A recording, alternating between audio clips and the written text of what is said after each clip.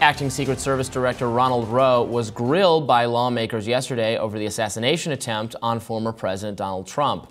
During the joint meeting of the Senate Judiciary Committee and Homeland Security Committees, Rowe revealed that Secret Service snipers and Trump security detail did not know there was a gunman on the roof until the shots had been fired. He also said that he visited the site after he became acting director. Let's watch. I will not wait for the results of those findings to assess where we failed that day. I have taken and will continue to take immediate steps to ensure we do not repeat those failures. Since my appointment as the acting director 1 week ago, I identified gaps in our security on July 13th and have implemented corrective actions. One of my first actions as acting director was traveling to the Butler Farm Show site to better understand how our protection failed. I went to the roof of the AGR building where the assailant fired shots, and I laid in a prone position to evaluate his line of sight. What I saw made me ashamed. As a career law enforcement officer and a 25-year veteran with the Secret Service, I cannot defend why that roof was not better secured. But Rowe resisted calls to immediately fire personnel in the midst of the investigation.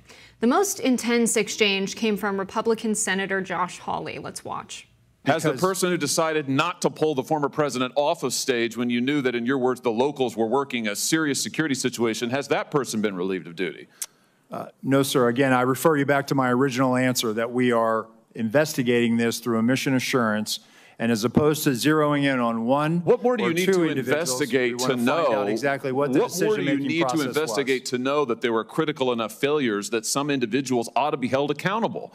I mean, what more do you need to know? What I need to know is exactly what happened, and I need my investigators to do their job. And I cannot. A lot of people didn't do their jobs. I cannot put my thumb on the scale. Otherwise, what do you mean put your thumb on the scale? You're asking me, Senator, to completely make a rush to judgment about somebody failing. I acknowledge this was a failure of the Secret Service. Is it not prima facie that somebody has failed? A former president was shot. Sir, this could have been our Texas school book depository. I have lost sleep over that for the last 17 days, just like you have. Somebody to hold them accountable. I will tell you, Senator, that I will not rush to judgment, that people will be held accountable, and I will do so with integrity. The FBI Deputy Director Paul Abate also testified and said the agency uncovered a social media account they believe to be associated with the shooter Thomas Crooks. Abate said, quote, in about 2019 to 2020, there were over 700 comments posted from this account. Some of these comments, if ultimately attributable to the shooter, appear to reflect anti-Semitic and anti-immigration themes to espouse political violence and are described as extreme in nature. So we don't know for certain yet that this account belonged to Thomas Crooks. But with a void of social media presence, I think we are all expecting that there's some account that's maybe not obviously his, that the FBI, through assessing his computer, his logins, his internet history, can confirm was his. And so very interesting that they're finding this is the rhetoric, supposedly he would have been posting, if this is true. That aligns with a lot of criticisms people have for Donald Trump. Well, sure. I mean, I would say that, I guess, anti-immigrant, sure. Anti-Semitic, I mean, conservatives say that the left is the anti-Semitic force. And also I'm seeing skepticism, some skepticism so far that these actually are his posts. I think they could be his posts. We got to wait to learn more about that. And I don't mind this acting Secret Service director saying that, look, I can't fire people until we've completed an investigation and we know exactly who is at fault. And so people should be suspended pending an investigation, and we'll do an investigation first. I didn't really mind him saying that, as long as when we do find out who is at fault, they're held accountable and it doesn't fall through the cracks. I think the members of Congress should remain animated and angry on behalf of Trump and on behalf of the American people who are so outraged by the failings. That said, and it's right to grill this guy and to to keep the focus on him, to do a proper investigation, and then to discipline the people who absolutely, wrongly, totally incorrectly made the decision not to pull Trump from the stage. But it's fine. There needs to be an investigation first. There doesn't have to be a rush to discipline people, and then you find out actually that person was following orders from this person. Let's, who broke the training or didn't do what is in accordance with the training or didn't report, get that person and get them out of there.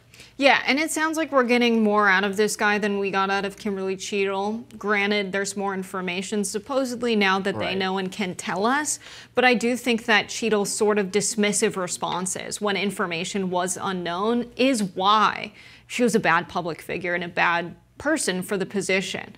And so this guy... Right, and she was in charge. Yeah. She was ultimately culpable. We don't need to know exactly what went wrong to know that it happened under her tenure, and so she had to resign, absolutely. Right, and we didn't even get a name of someone at the FBI out of Cheadle of who to ask for.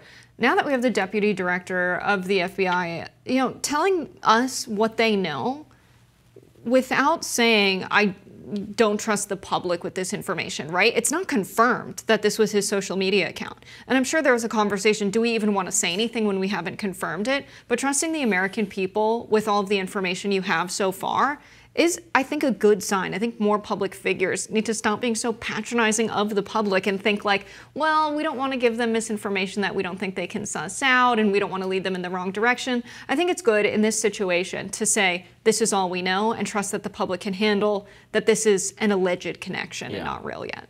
I mean, these hearings are often not very informative because the person being grilled says very little of substance and then just gets yelled at by, sometimes in a performative fashion. Again, in this case, I think the performance is certainly justified by how outrageous the facts are, how outrageous the security failings were.